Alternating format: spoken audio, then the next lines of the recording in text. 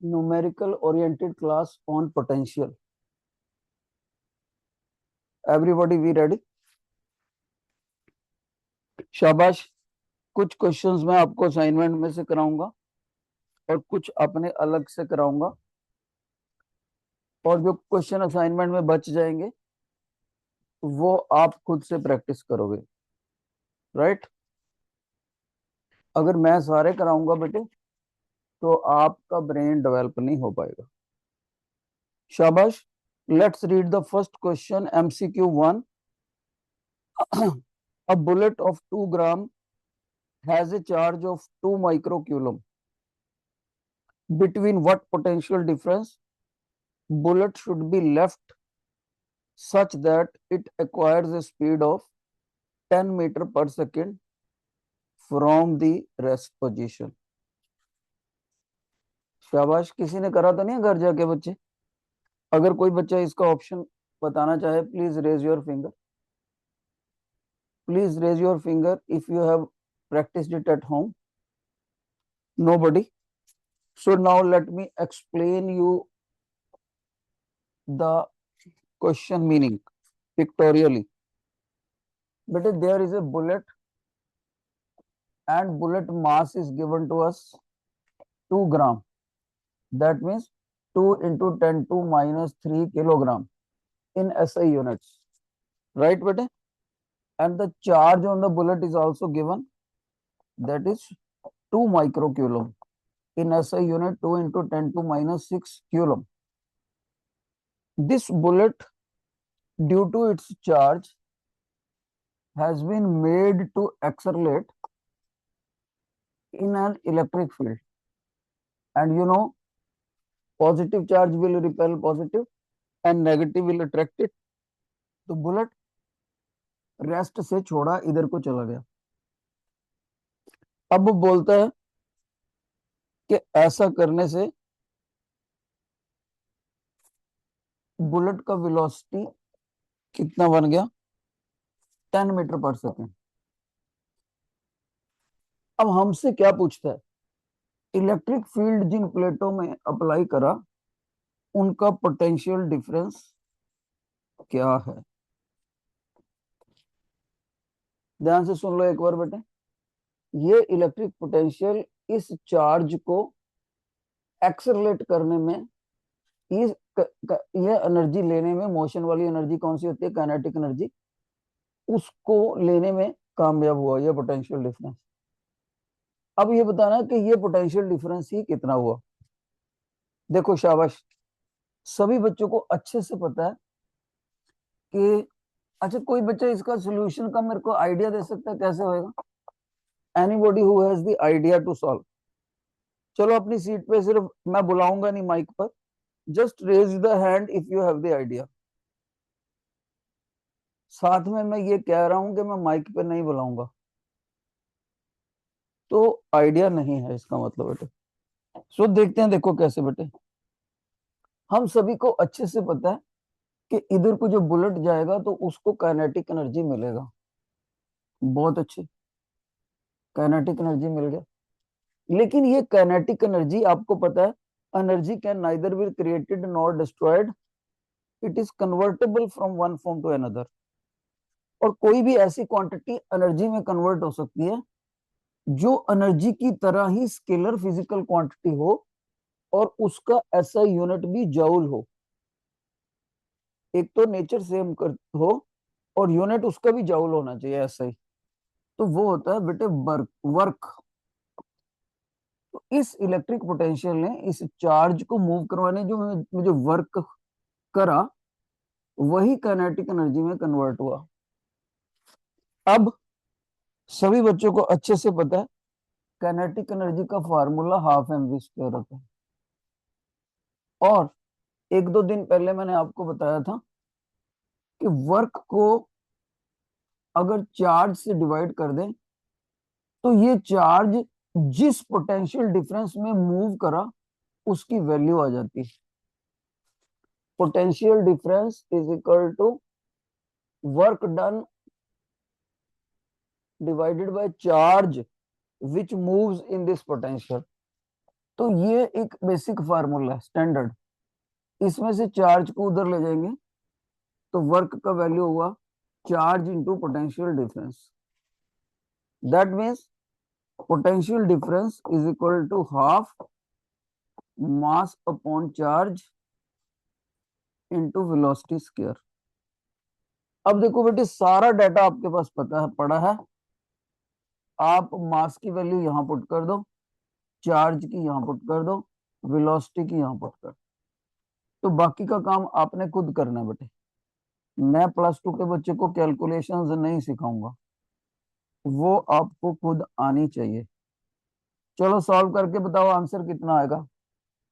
शाबाश। What is the answer? Medical students, रोज वाले कर नहीं रहे बेटे, रोज वाले बच्चे कर ही नहीं रहे हैं कैलकुलेशंस। शाबाश। Work has been equated to kinetic energy, data is put. Basic फार्मूले कौन से आने चाहिए थे आपको? एक तो ये काइनेटिक एनर्जी हाफ दिस, एक और कौन सा? Potential difference is equal to work upon charge.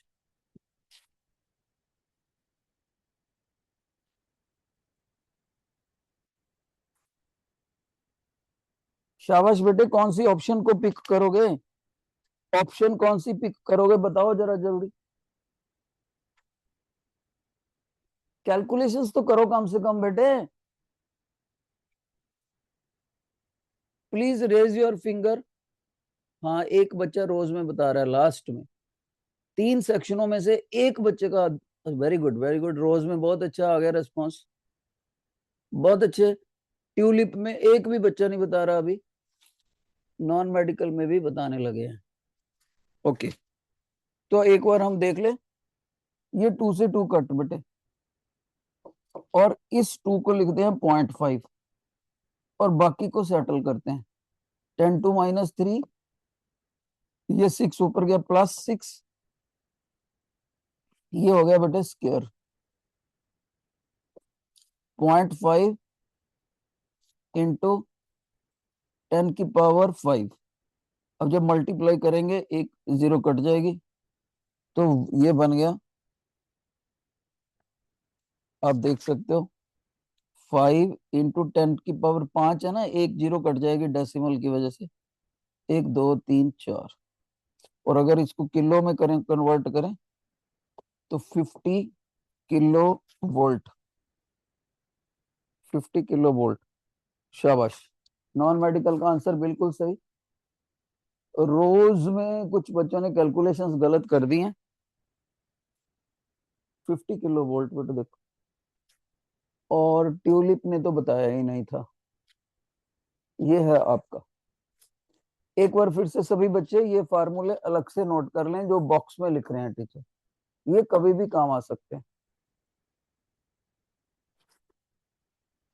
Please raise your hand if you have understood this question. Have you understood? Please raise your hand if you have understood. बेटे, अगर हाथ खड़ा नहीं होएगा ना, तो मैंने यही बात पूछी जानी है बार बार। ये पढ़ी असाइनमेंट और ये पढ़ा पेन, क्योंकि इतनी तो बच्चे को मैनर्स होने चाहिए। If you have understood please raise your hand. Okay, शुक्र है। अब हम बढ़ेंगे, सेकंड क्वेश्चन की कोशिश करते हैं बेटे। Second question, please go through the assignment और करने की कोशिश करो। MCQ second.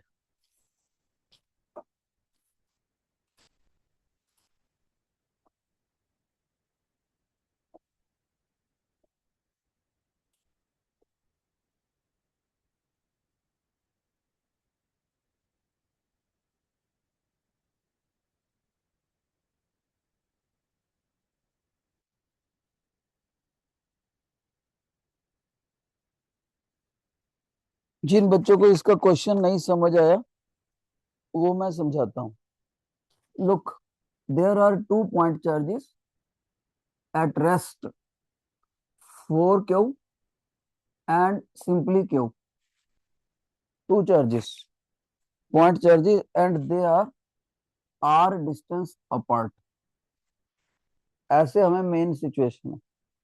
अब वो बोलता है कि जो इन दोनों चार्जेस की ज्वाइनिंग लाइन है, ये वाली व्हाइट वाली, मान लीजिए इस पॉइंट के ऊपर, इस पॉइंट के ऊपर इलेक्ट्रिक फील्ड नेट जीरो है। ये पी पॉइंट पर इलेक्ट्रिक फील्ड नेट जीरो है इस व्हाइट ज्वाइनिंग लाइन पर। जहां पर इलेक्ट्रिक फील्ड नेट जीरो है, वहां पर पी पॉइंट पर नेट पोटेंशियल क्या होगा, ये पूछा क्वेश्चन। फिर से सुन लो। 2 point charges 4q and q are rested. They are small r distance apart. On the joining line, P is such point where net electric field is zero. Find the net potential at P. शाबाश, कैसे करोगे?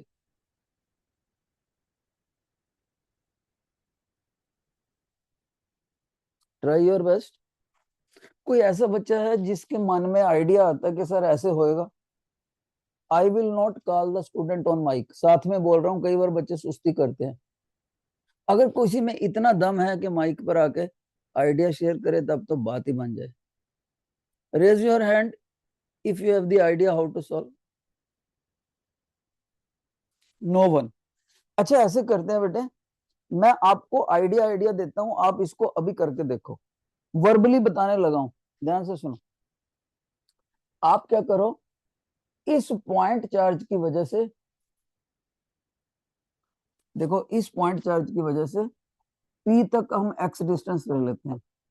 X distance away, point charge 4q की वजह से x distance away electric field intensity निकाल लो, और इसकी वजह से भी निकाल लो, क्यू की वजह से। उसकी दूरी कितनी हो जाएगी, आर माइनस एक्स। और दोनों इंटेंसिटीज अपोजिट तो होंगी होंगी। कैसे पता लगा? क्योंकि ये प्लस क्यू पी पॉइंट पर रखे हुए यूनिट चार्ज को उधर धक्का मारेगा, और ये वाला इधर मारेगा। दोनों पॉइंट चार्ज की इलेक्ट्रिक फील्ड इंटेंसिटी को इक्वेट कर दो, एक्स की वैल्यू आ जाएगी। फिर एक्स की वैल्यू के बाद पी नेट निकाल दो। शाबाश, करो एक बार, थोड़ा टाइम दे रहा हूं।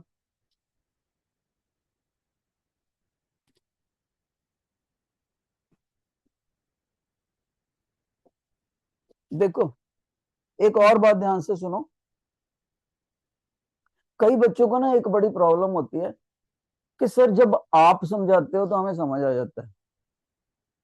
दूसरी बात कि आपने ये स्टेप क्यों करा, ये क्यों करा, ये क्यों करा, आखिर में जाके हमें पता लगता है न्यूमेरिकल। तो हम तो बच्चे हैं सर, आप तो आइडिया बना लेते हो, टीचर में हो गए जल्दी से।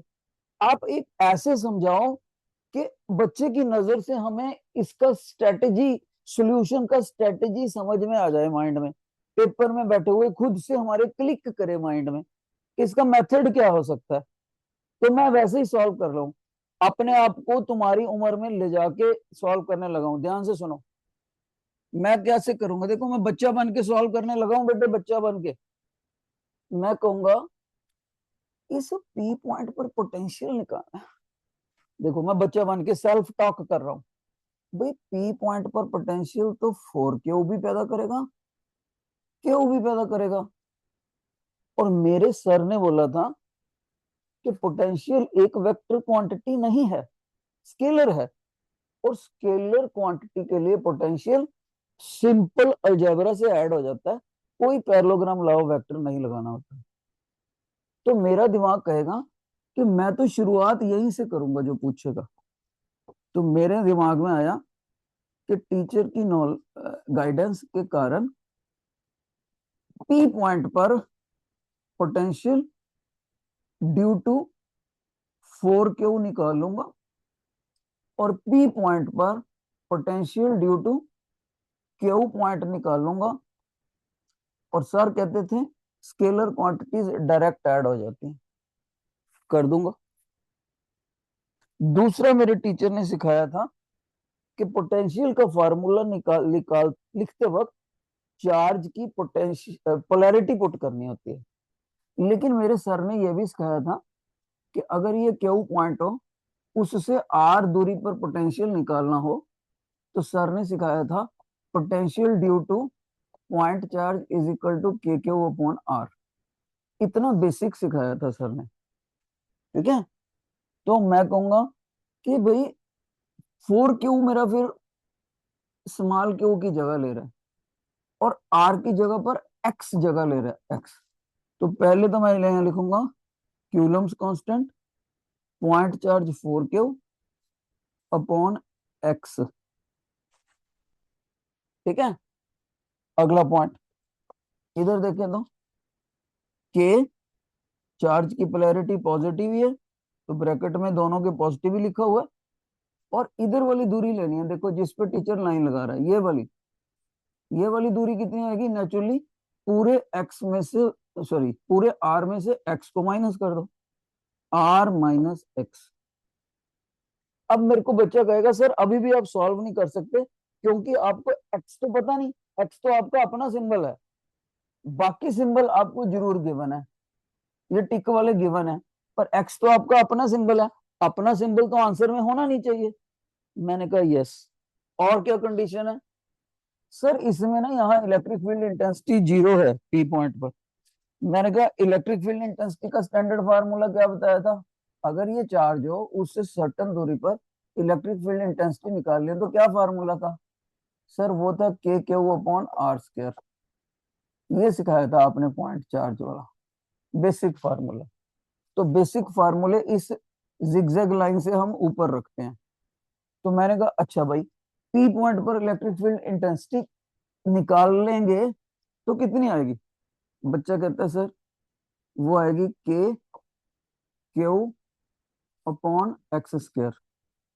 मैंने कहा ठीक है, तो क्यू की वजह से पी पॉइंट पर इलेक्ट्रिक फील्ड इंटेंसिटी कितनी होगी सर, वो होगी K Q upon R minus X का स्क्वायर।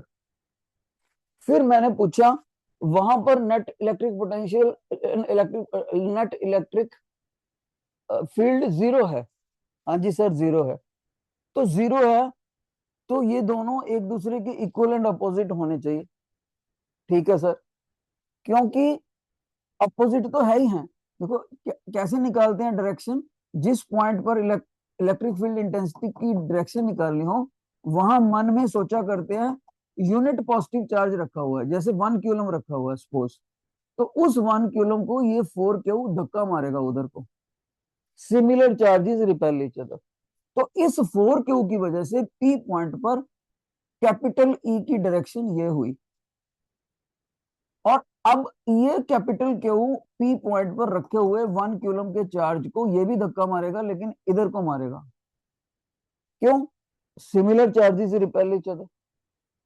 तो ये दोनों अपोजिट आ गए, अपोजिट आ गए तो माइनस करेंगे, पर नेट होना चाहिए 0।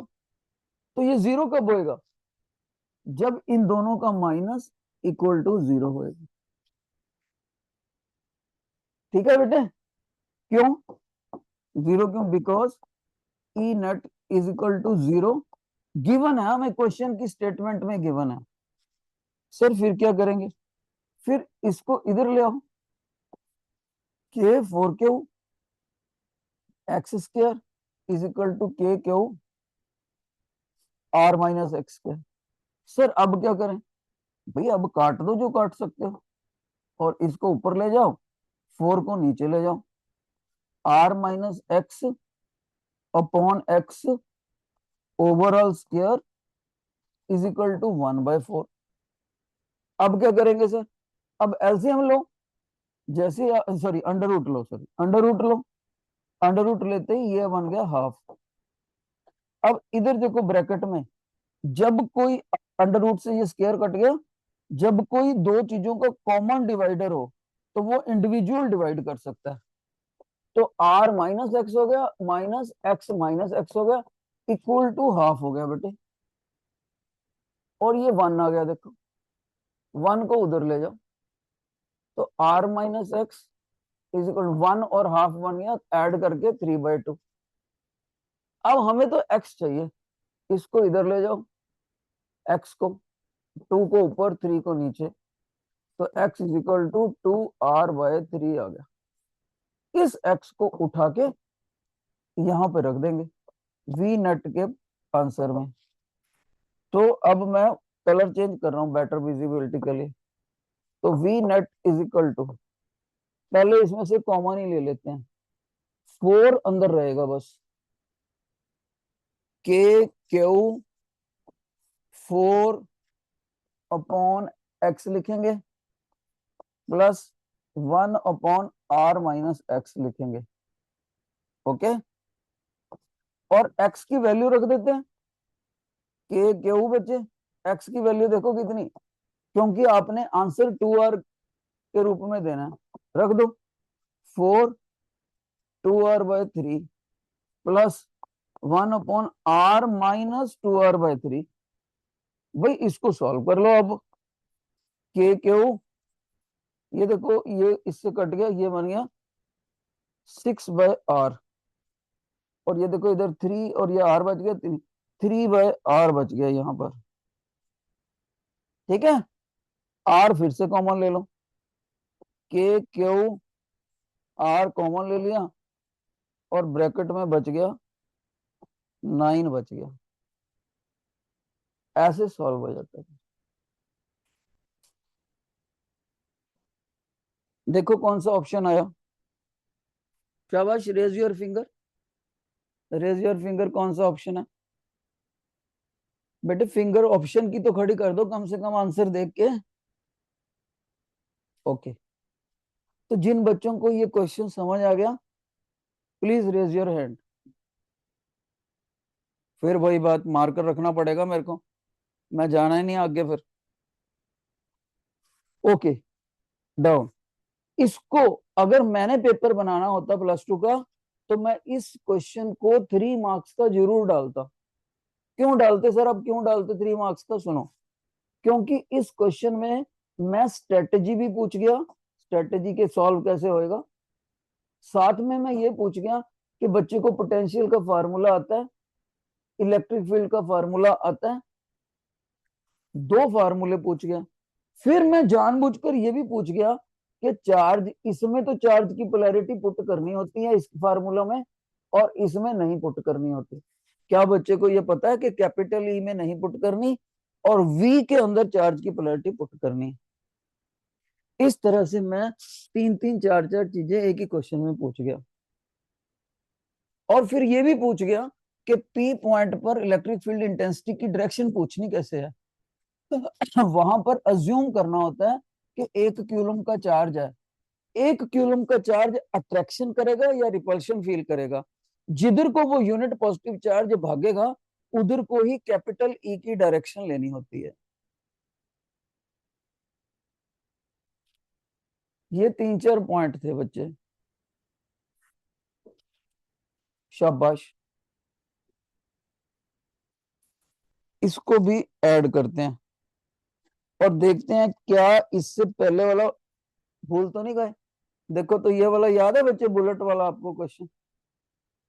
शाबाश, ये वाला क्वेश्चन वर्थ 2 मार्क्स है, और जो इससे नेक्स्ट वाला क्वेश्चन है वो वर्थ 3 मार्क्स है अगर ये सब्जेक्टिव में आता।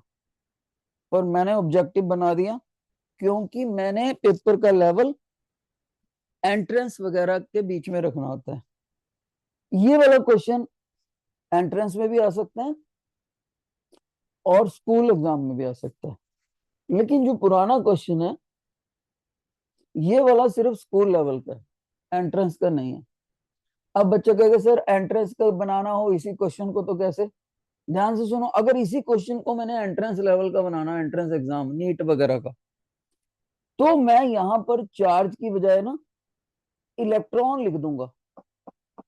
इलेक्ट्रॉन लिख के ना तो मैं उसका मास दूंगा ना ही चार्ज दूंगा, बुलेट की बजाय मैं इलेक्ट्रॉन लिख दूंगा। तो उसका मास और चार्ज बच्चे को खुद से याद होना चाहिए, charge on electron, charge on mass of electron, तभी यहां पुट करेगा बच्चा। अगर मैं इस क्वेश्चन में बुलेट की बजाय इलेक्ट्रॉन लिख दूं तब ये एंट्रेंस लेवल का बन जाएगा क्वेश्चन। किसी बच्चे को क्लास में कौन बच्चा मेरे को बताएगा बेटे चार्ज ऑन इलेक्ट्रॉन कितना होता है और मास ऑफ इलेक्ट्रॉन कितना होता है? दोनों वैल्यूज कौन बताएगा माइक पर आकर? शाबाश। Any body among girls? इस छोटे से क्वेश्चन पे आप बैठे नहीं रह सकते। अगर इसका आंसर क्लास ने नहीं दिया तो आज तीनों क्लासों को पनिशमेंट मिलेगी, सारे बच्चे खड़े कर दिए जाएंगे अगर एक ने भी ना जवाब दिया इसका। Charge on electron, mass of electron, दोनों वैल्यूज में एक भी बच्चा आकर माइक पर बता दो तो आपको पनिशमेंट नहीं मिलेगी, वरना मिलेगी आज। शाबाश। 2-3 मिनट और देने हैं बेटे मैंने, सारे के सारे 60 के 60 70 80 बच्चे खड़े हो जाने। एक भी बच्चा बता देगा तो बैठे रहोगे। माइक पर आके बता दो फटाफट। मैं बोलने लगा हूं खड़ा होने के लिए, होना पड़ेगा, सारों को खड़ा होना पड़ेगा। मैं तुम्हें पता है इस बात में मैं सकता। एक बच्चा आया ट्यूलिप पे, अगर ये गुड़िया सही जवाब देगी तो आप बच गए, नहीं तो सारे खड़े रहोगे। हाँ बताओ बेटे, माइक ऑन करो।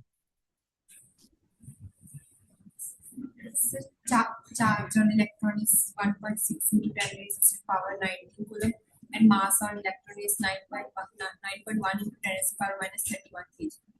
बेटे चार्ज की वैल्यू दोबारा बताओ।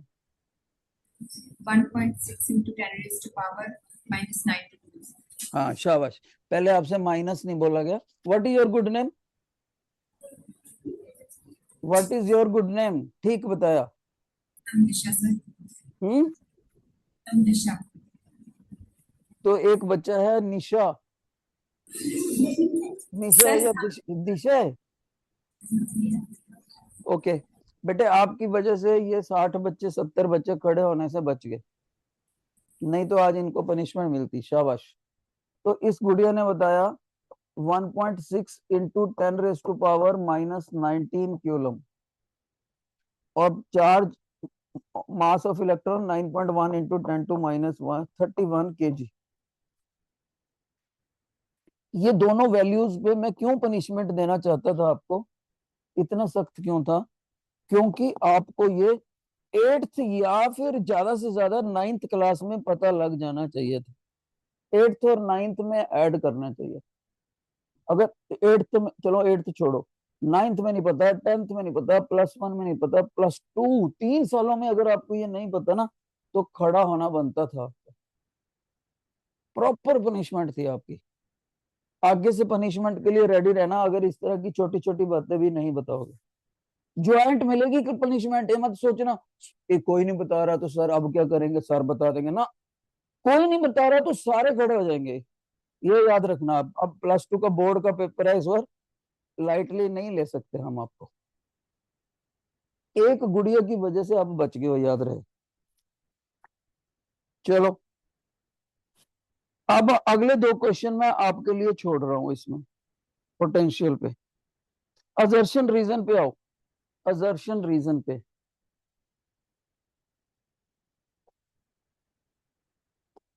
Read the first assertion reason. Assertion reason,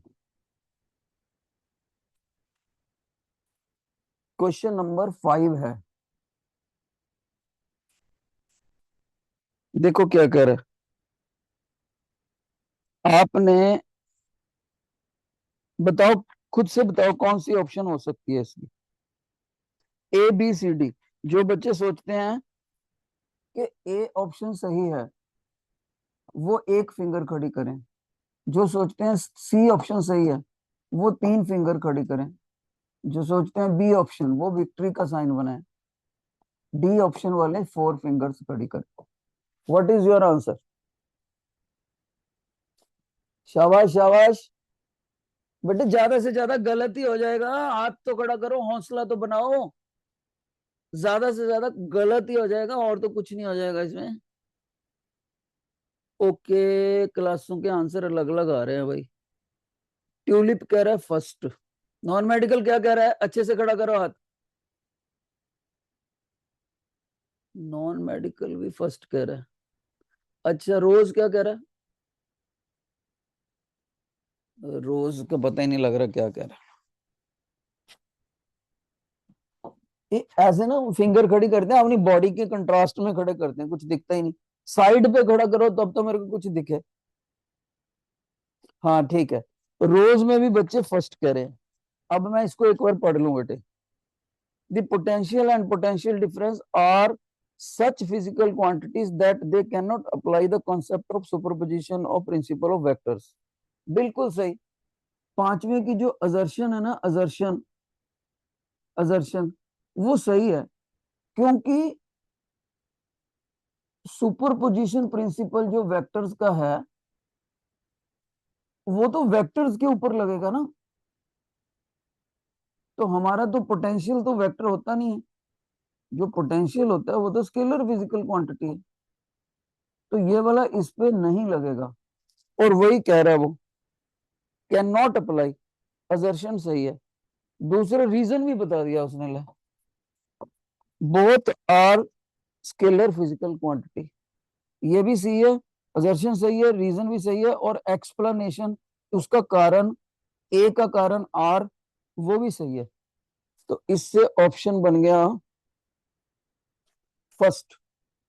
पांचवें का आपको सभी ने सिंगल फिंगर खड़ी होनी चाहिए आपकी। शाबाश। और मोस्ट ऑफ द स्टूडेंट ने सही ही बताया। बहुत अच्छे। लेकिन मजा तब है कि आप अगला क्वेश्चन देखो, सब्जेक्टिव क्वेश्चन, सब्जेक्टिव क्वेश्चन। शाबाश। इसको करने की कोशिश करो तो बेटे।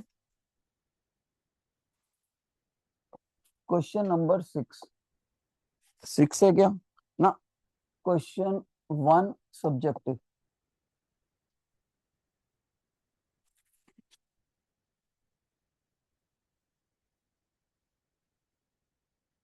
चलो इसमें कंपटीशन है, तीनों क्लासों का कंपटीशन। देखते हैं कौन इसका आंसर निकालता है। Hurry up, try your best.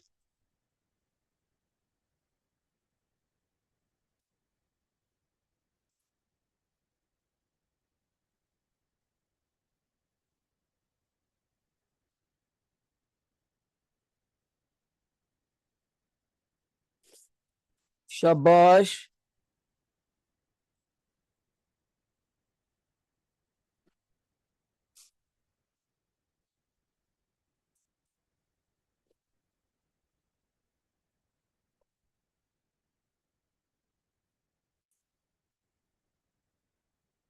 मैं आपको टाइम दे रहा हूं सब्जेक्टिव क्वेश्चन 1 का।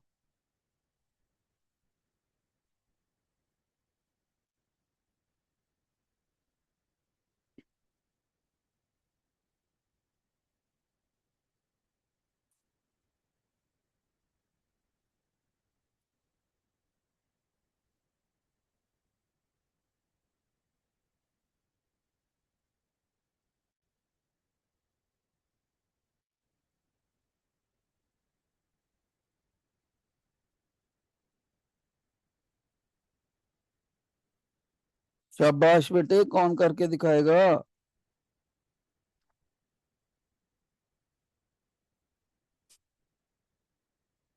नहीं कर रहे तो फिर मेरे को ही करना पड़ेगा।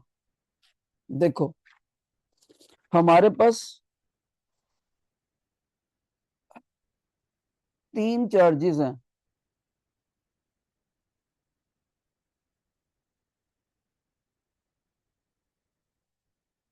देखो बेटे ऐसे ध्यान से सुनो। एक स्क्वायर है हमारे पास, और इसके साइक्लिक ऑर्डर में, साइक्लिक बोला है उसने, चाहे ऐसे ले लो चाहे ऐसे ले लो। तो ये बन गया 1 कूलम।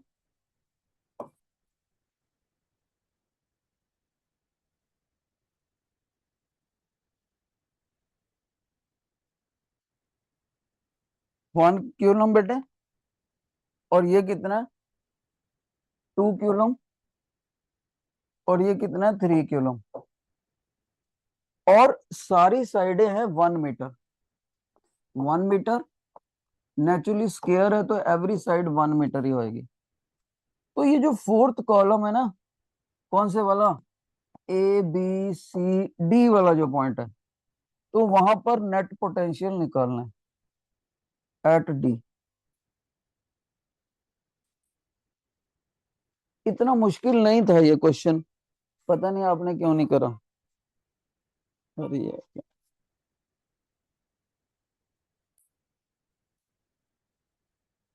देखो ये कैसे करना है। Your attention. आप कहोगे सर डी पॉइंट पर पोटेंशियल निकालना है ना आपने, मैंने कहा यस, डी पर निकालना है।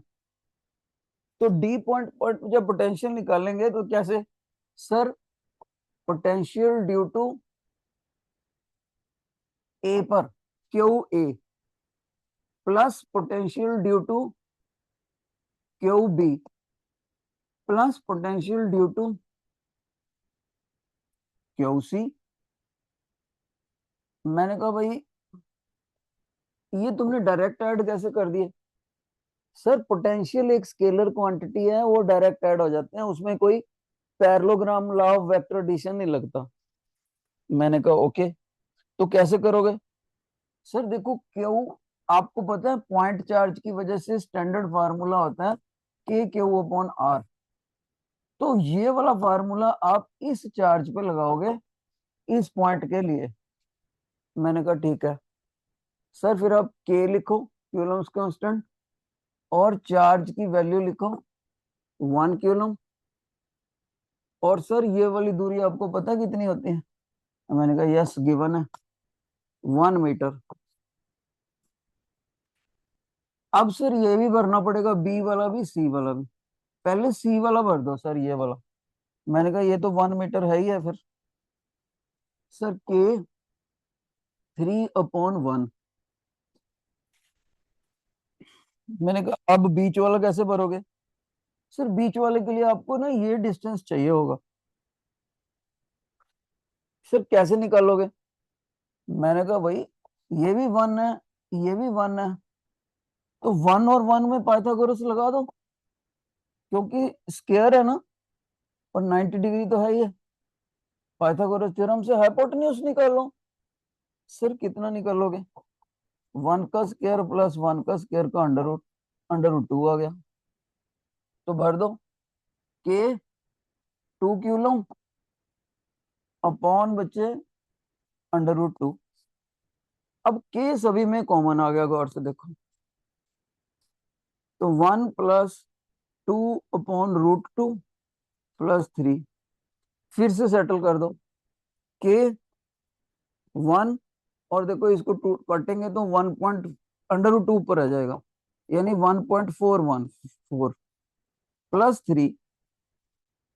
तो जब इसको सॉल्व करेंगे तो अंदर ब्रैकेट के अंदर जो आंसर आएगा बेटे 5.414 आएगा। और क्यूलम्स कांस्टेंट की वैल्यू आपको पता ही है, 9 × 10⁻⁹। अब आप इसको सॉल्व कर लो।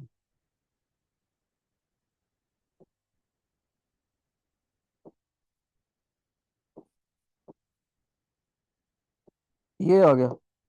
अभी भी ये साइंटिफिक नोटेशन नहीं है, क्योंकि डेसिमल से आगे एक ही नॉन जीरो डिजिट होना चाहिए। तो इसको जंप इधर करवाओगे और ये पावर बढ़ जाएगी। तो आंसर बन गया 4.87, बाकी छोड़ दो, इंटू 10⁻10 वोल्ट। कितने बच्चों को ये समझ आ गया, please raise your hand. Please raise your hand if you have understood. रोज के सेंटर वाली लाइन खड़ी करने लगा हूं फिर मैं आपको। मैं एक एक बच्चे का देखना भाई। ओके, शाबाश। अब इसी में, अच्छा कोई बच्चा पूछे सर ये कितने मार्क्स का आएगा सब्जेक्टिव में।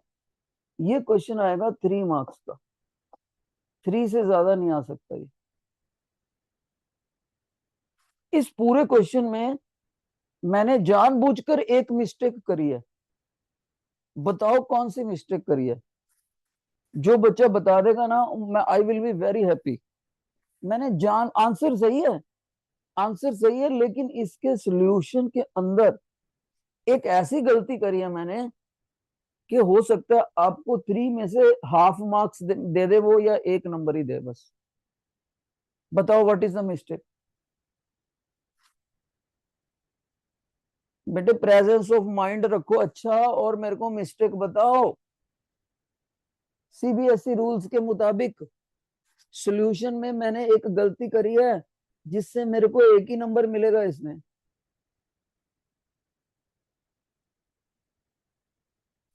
कमाल है यार, पिछली बार बताया था आपको। सीबीएसई क्या कहती है, अगर कोई बच्चा डायरेक्ट डाटा पुट कर देता है, फार्मूला नहीं लिखता, तो आपने उसका क्वेश्चन आगे चेक ही नहीं करना। इसका मतलब ये हुआ, ध्यान से सुनो, इसका मतलब मेरे को इस जगह पर एक स्टेप ऐड करना चाहिए। क्या करना चाहिए ऐड? ध्यान से सुनो, क्या ऐड करना चाहिए बेटे। मैं इस जगह पर ये स्टेप ऐड करूंगा, यहां लिख के दिखाता हूँ। ये वाला स्टेप जो यहाँ ऐड करना है, मैं यहाँ लिख रहा हूँ।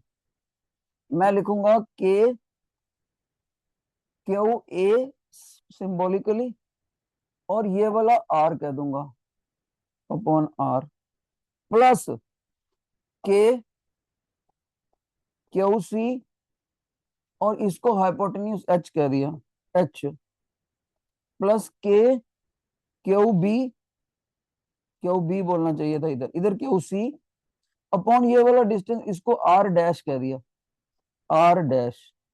अगर आप ये स्टेप नहीं लिखते यहाँ पर, तो सीबीएसई बोर्ड कहता है कि इतना इतना पोर्शन बच्चे का चेक नहीं करना आपने। जिन बच्चों को ये सॉल्यूशन की मिस्टेक पता लगी है, raise your hand, raise your hand. शाबाश, शाबाश बच्चे। आप कहोगे सर आपने ये जानबूझ के करा, तो ऐसा क्यों करा? इसलिए कि मैं देखना चाहता, तो पिछली बार मैंने ये बात आपको बताई थी पिछले लेक्चर में, बिना फार्मूले के डाटा पुट करोगे तो 9 मार्क्स। मैं देखना चाहता था कोई बच्चा पकड़ता है कि नहीं पकड़ता। लिख लो, कॉपियों पे लिख लो बेटे, कहीं ना कहीं लिख लो, solution without formula will give you half marks. लिख लो, वो रिमाइंडर कभी ना कभी पढ़ा जाएगा नोट्स में।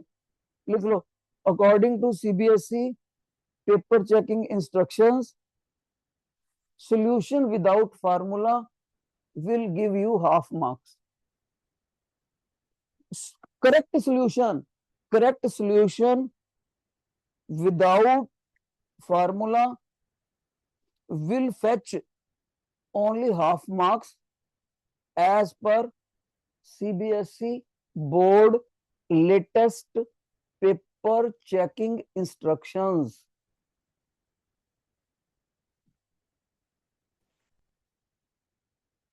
चलो बेटे, एक सब्जेक्टिव क्वेश्चन और है, करो इसको। A setup is shown, ये बता रखा है हमें, इधर भी क्यू है और इधर भी क्यू है, बीच का गैप है डी।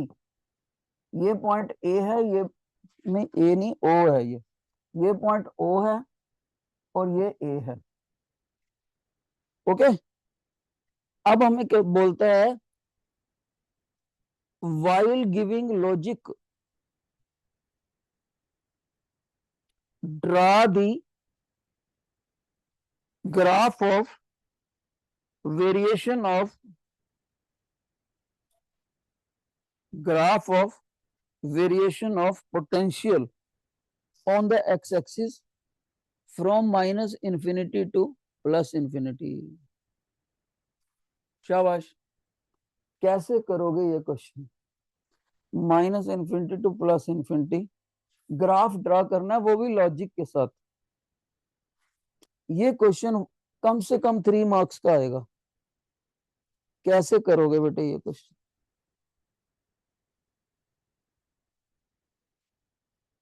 हम्म, नो वन।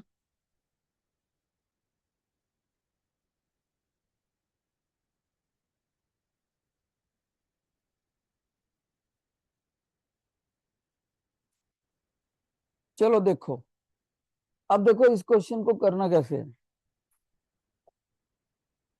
देखो बेटे, बच्चा बन के सॉल्व करने लगा हूं, आपकी उम्र में जाकर सॉल्व करने लगा हूं, नॉट एज ए टीचर। ध्यान से सुन लो, सेल्फ टॉक करता हुआ। इस सर ने पूछा है इसका ग्राफ ड्रा करूं पोटेंशियल का, तो ग्राफ तो तभी ड्रा होता है ना जब कोई इक्वेशन मिले। अगर सर्कल की इक्वेशन है तो सर्कल का ग्राफ, पैराबोला की इक्वेशन है तो पैराबोला का ग्राफ। इसका मतलब ये हुआ कि मेरे को ग्राफ ड्रा करने के लिए कोई ना कोई इक्वेशन बनानी पड़ेगी। पर इक्वेशन किसकी बनाऊं? पोटेंशियल की। पर कहां पर बनाऊं? मन में आता है कि चलो एक पॉइंट पी ले लेता हूं। ये पॉइंट पी तो कहीं भी हो सकता है, माइनस इंफिनिटी से लेकर प्लस इंफिनिटी तक क्वेश्चन के मुताबिक। ओके, चलो मैं यहां पर मान लेता हूं जनरल पॉइंट। तो अगर ये जनरल पॉइंट है तो इस वाले क्यू से इसकी दूरी मान लेता हूं मैं एक्स। नेचुरली इधर से होगी डी माइनस एक्स। तो अगर मेरे को यहाँ पर नेट पोटेंशियल निकालना हो पी पर, तो मेरे सर ने बोला था कि पोटेंशियल को डायरेक्ट ऐड कर दूं। भाई ट्यूलिप के बच्चों का ध्यान नहीं है, खास तौर पे मिडल लाइन में फ्रंट फोर बच्चे। आज आप बाय चांस आपके प्रिंसिपल मैम क्लास के अंदर देख रहे हैं, आज का पहला दिन है, आज मैंने फर्स्ट टाइम उनको देखा कि पूरा लेक्चर अटेंड कर रहे हैं वो। मेरी स्क्रीन पे तो दिख जाते हैं सारे, हालांकि वो बीच बीच में अपना काम भी कर रहे हैं, कुछ ऑफिस में बैठे। तो देखो बेटे, तो पी पॉइंट पर नेट पोटेंशियल कैसे निकलेगा? आप कहोगे सर पहले तो इस क्यू की वजह से निकाल लो, फिर इस क्यू की वजह से निकाल लो, ऐड कर दो। मैंने कहा ओके, क्या फार्मूला लिखूं? सर आप लिखो के क्यू, अब क्यू की पोलैरिटी साथ में लेनी है प्लस या माइनस, और ये वाला दूरी ले लो। मैंने कहा भाई ये कौन सा फार्मूला है? सर वही बेसिक फार्मूला जो आपने कराया था कि अगर कोई पॉइंट चार्ज हो स्मॉल क्यू, उससे आर दूरी पर पोटेंशियल निकालना हो, तो आपने हमें सिखाया था इसका basic formula V is equal to के क्यू अपॉन आर। वही लगाया सर। मैंने कहा ठीक है भाई। तो दो दूसरा भी तो है चार्ज, सर उसका भी लगा दो, के क्यू, उसकी दूरी कितनी लोगे? सर आपने खुद ही मेंशन कर रखी है डी माइनस एक्स, क्योंकि ओवरऑल गैप डी दे रखा है दोनों में, दोनों चार्जेस में। ओके, अब मैं कहूंगा ध्यान से सुनो इधर भी, आगे क्या करोगे? सर आगे ना आप एलसीएम सॉरी के क्यू निकाल के ये लिख लो। अब आप एलसीएम वगैरह लो सर। मैंने कहा भाई ठीक है, अगर मैं इसका एलसीएम लूं तो आएगा क्या? मैंने बच्चे से पूछा, तो बच्चा कहता है सर देखो, बिल्कुल नॉर्मल प्रोसीजर लगाओ आप, ये इधर आ जाएगा और ये एक्स उधर चला जाएगा, और नीचे आ जाएगा आपका ये एलसीएम, और ये करली ब्रैकेट एज इट इज। और आप देखो सर एक्स कट गए हैं। तो मैंने कहा अल्टीमेटली वी नेट आया कितना? बच्चा बोलेगा सर के Q D upon x minus D minus x. Sir ये आपकी इक्वेशन बन गई। ओके, पर मेरे को तो पेपर में ग्राफ पूछा हुआ है। सर वेट तो करो आप, जब आपने ये इक्वेशन बना ली ना, आप इसको एनालिटिकली देखो इसमें वेरिएबल कौन सा है। मैंने कहा भाई वेरिएबल, के तो क्यूलम्स कांस्टेंट है, क्यू उसका गिवन है, डी उसका गिवन है, डी गिवन है, तो इसका वेरिएबल तो एक्स ही है। कहते गुड। तो सर आप ना इस वी का देखो, इसकी पावर वन है और इधर भी पावर वन है एक्स की, और ऊपर से ये रेसिप्रोकल में है। तो ग्राफ तो आपका रेक्टेंगुलर हाइपरबोला शेप तो आनी हो आनी है। लेकिन अब ये देख लो कि वी मैक्सिमम कहाँ होएगा, मिनिमम कहाँ होएगा। मैंने कहा कैसे निकालना है मैक्सिमम मिनिमम बेटे? पैराबोला तो समझ आ गया कि पावर वन है, पावर वन है, जब इनवर्सली प्रोपोर्शनल होते हैं तो रेस्ट चेयर की तरह जो ग्राफ होता है, rectangular parabola, hyperbola, rectangular hyperbola, वो लगेगा। और मैक्सिमम मिनिमम कैसे देखो? सर देखो, आपका ना ये डिनोमिनेटर ये पड़ा है, जब ये डिनोमिनेटर आपका कम से कम हो तो वी आपका मैक्सिमम होना चाहिए। मैंने कहा बात तो सही है भाई, एंड वाइस वर्सा, जब कम होएगा या मैक्सिमम होएगा, ये है ना क्वेश्चन। यस। तो मैं क्या करता हूँ, इसको उठा लेता हूँ डिनोमिनेटर को, एक्स डी माइनस एक्स। अब जब हमने आपको प्लस वन में डिफरेंशिएशन के मैथमेटिकल टूल कराए थे, तो बताया था जिस टर्म को मैक्सिमम या मिनिमम करना चाहते हो उसके डेरिवेटिव को निकाल के जीरो पुट कर दो, एज पर मैक्सिमम मिनिमम थ्योरम ऑफ किसकी, डिफरेंशिएशन। ये उसकी एप्लीकेशन है बेटे। तो जैसे मैंने इसको डिफरेंशिएशन जीरो पुट करा, तो आप कहोगे सर इसको ओपन भी कर दो, तो D D x of x D, एक उधर ले जाओ माइनस का प्लस हो जाएगा, D D x of x square, bracket भी खोल दिया साथ के साथ। सर अब इसको सॉल्व करो, डी कांस्टेंट है तो बाहर आ गया, तो डी अंदर डिफरेंशिएशन में D D x of x, जिसको अगले स्टेप में कट के इस ब्रैकेट का आंसर वन कर देंगे, और वहां पावर फार्मूला टू एक्स आ गया, तो ये कट के वन आ गया। तो फिर एक्स कितना आ गया, आप कहोगे सर ये आ गया ना, तो एक्स आ गया आपका डी बाई टू। तो जब डी बाई टू होएगा ना सर एक्स आपका, तब आपका जो पोटेंशियल है ना, वो उस वक्त मैक्सिमम होना चाहिए। मैंने कहा क्यों, कि सर देखो डिफरेंशिएशन कहता है कि आपकी ये क्रिटिकल वैल्यू आ गई, जब यहां से आपको इतना तो पता ही लगता है ना कि एक्स और वी एक दूसरे के अपोजिंग चलते हैं, और जब एक्स डी बाई टू होएगा तो वी उस वक्त मैक्सिमम हो जाएगा। और भी अच्छा करना हो तो फर्स्ट डेरिवेटिव के निकले हुए के दोबारा भी कर सकते हो, मैक्सिमम मिनिमम थ्योरम पढ़ना चलो आगे। तो अगर मैंने इसका ग्राफ ड्रा करा, ध्यान से सुनना अब, तो मैंने यहां से लेकर यहां तक बेटे डी बाई डी रखा, डी, ओके, उसका मिड पॉइंट ले लिया डी बाई टू, तो D by two mid point ले लिया, यहां मैंने लाइन लगा दी, ओके। तो इस लाइन के ऊपर हमारा पोटेंशियल मैक्सिमम होना चाहिए, तो करते हैं। देखो ए यहाँ मैक्सिमम, इसका मतलब इधर को आते आते आते आते रेस्ट चेयर की तरह मिनिमम होता जाएगा, रेक्टेंगुलर हाइपरबोला, और इधर मैक्सिमम, ये आ गया। ये कैसे होया, जब हमारा पॉइंट चार्ज पी ऐसे ऐसे मूव करेगा तो, लेकिन हमारा सिर्फ प्लस इन्फिनिटी नहीं जा सकता बल्कि माइनस इन्फिनिटी भी जा सकता है।